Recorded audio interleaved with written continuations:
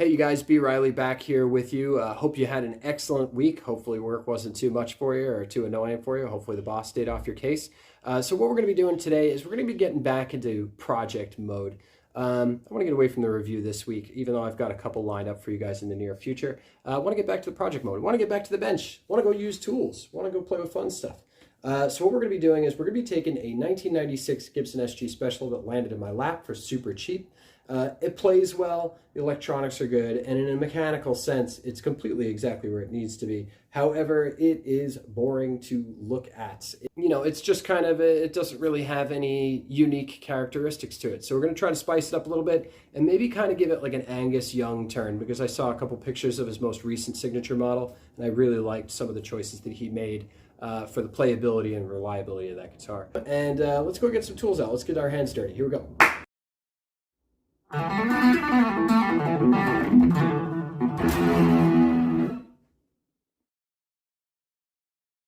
So what we are actually going to do today is we're going to pull it all apart. We're going to clean the paint, we're going to wet sand it, we're going to buff it back and get a fresh surface on it, just on the front, because the front has got a little bit of hazing and some light scratches that aren't doing anything for the look. But we want to leave the patina in there. We don't want to get it too tidied up. We don't want to get it too straight. And the reason that we don't want to is because this thing is fascinating to look at, like I was saying before. I mean, it's just totally beat up. And guitars are kind of funny that way. They're a lot like, novels. If you're looking at hardcover books in the bookstore, you can't help but constantly be fascinated by the faded and tattered pages of some great text that was carried all over the planet. I mean, you just can see right off the bat that it must have been dynamite. All these different people took on this object, and they were the custodians of this thing, and then it was passed further on. And when we start to get into vintage guitars like this from the 1990s, we forget that sometimes, because the 1990s doesn't sound that far away until you realize that that was when I was in high school. It was a while ago, and this guitar, like the rest of us, it's been through hell. So, there's an inherent wisdom there. We tend to kind of look at guitars that are beat up and all mangled as something a bit more organic.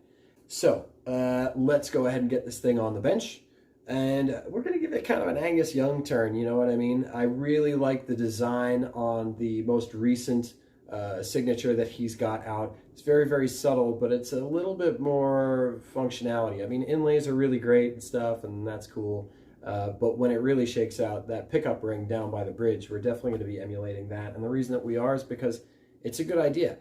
So you've got a lot of real estate and air between the humbucker and the pickguard and the strings. And also another thing is the strings are coming over on an angle, and then the pickup is sticking straight up flat. So what you end up having is you end up having a pickup that is not appropriately aligned so that you are picking up the appropriate angle for frequency response with that pickup. So I really like that design. Plus, it's just a cool looking guitar. Now, this SG Special that we've got right now doesn't look very cool right now. It kind of just looks like, a regular pawn shop SG Special. So we're going to add some raw nickel covers to it. We are going to change the pickguard out for something that doesn't have that cheap 90s plasticky look to it as much. And we're going to wind this thing from about 1996 right back to about 1968. And we're going to do it for less than $1,000. So let's go ahead and get started and see what we can come up with.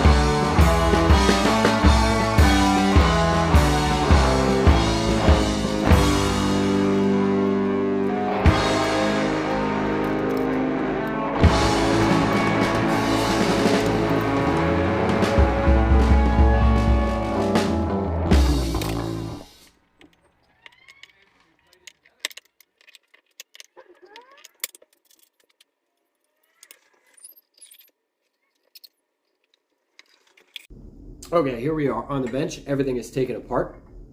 So we're good to start moving forward. And the first thing that we're actually going to do is we're going to talk about pickup covers real quick.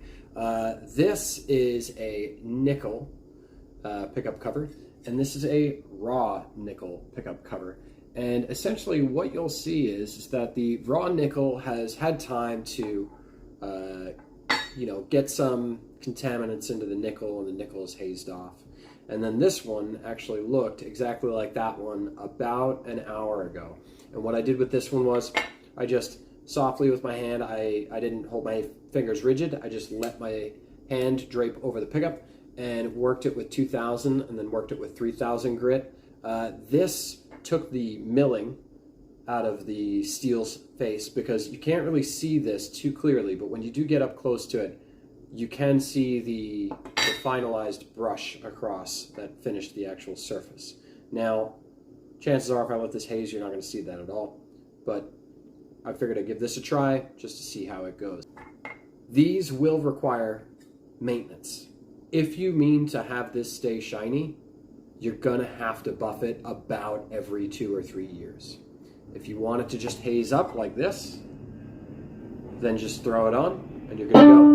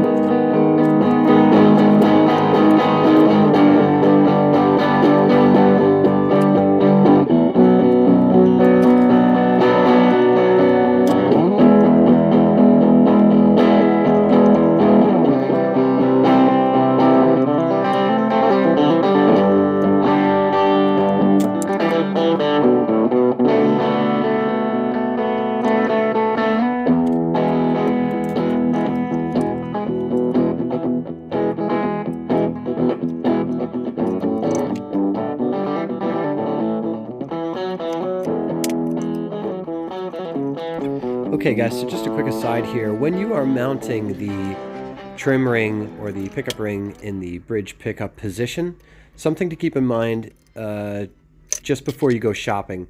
The pickup ring that I'm using in the bridge position is actually a neck pickup ring for a half guard SG. Do not order the bridge pickup ring because it's too tall. And in combination with the pickguard, unfortunately, it'll put the pickup in an unusable position where it's nearly touching the strings. So once again, yeah, you're just using a pickup ring from the neck on a half wing SG. You order that up, and you can actually mount it directly above the pickguard. So you don't need to alter the pickguard at all. All you need to do is mount the pickup ring above the pickguard. When you use the 2 mounting screws and the springs to mount the pickup in place, it will hold the pickup ring in place. So what you do is after that, and you get everything buttoned up, put 1 or 2 screws down in the pickguard so this way you know your placement is correct. Give it a quick check to make sure that everything is lined up, and then you can drill holes straight into the pickguard from the top with the pickup ring mounted, and then this way you'll get a good centralized position in which the pickup ring is completely mounted and looks all good to go and is nice and set. But in actuality, you'll still be adjusting those pickup heights with the standard pickup height adjustment screws in the center.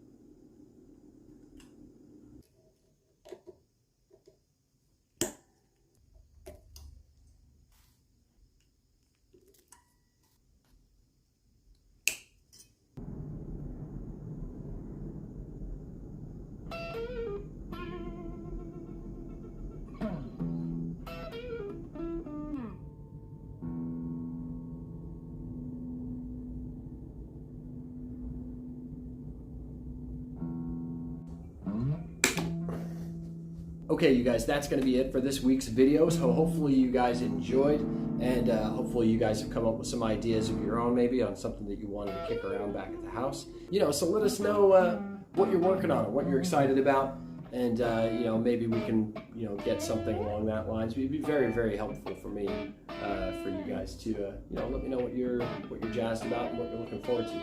Anyway, I hope you enjoyed this video of this SG. But in the meantime, like and subscribe if you could. Go ahead and support the channel. It would be greatly, greatly appreciated. It really does help out a great deal. It's just a button. Just gotta hit that. So go ahead and do that. Remember, drop some stuff down in the comments. Let me know what you are working on and all that sort of stuff. We'll chat it back and forth. For those of you who are kicking in tech details on that last one, what did you think of this? You know, where's your head on that? And would you have done something different? Because remember, you know, that's the beauty of these things. They really are a blank canvas. There's no wrong way to do them. So let us know what you thought about it. Like, share, and subscribe. Greatly appreciated. We will see you guys next week. I've got a bunch of reviews lined up for you guys, and I've got a couple of guitars coming in that need some service, so we'll go ahead and video that. In the meantime, have a beautiful week, and don't forget that all of this is for the sheer purpose of spending as much time playing one of these as possible. And and hopefully getting some people around you who also like to play things like these, make a lot of loud noise, and have a lot of fun, because that's what it's all about. Anyway, I'll see you guys, and have a beautiful day.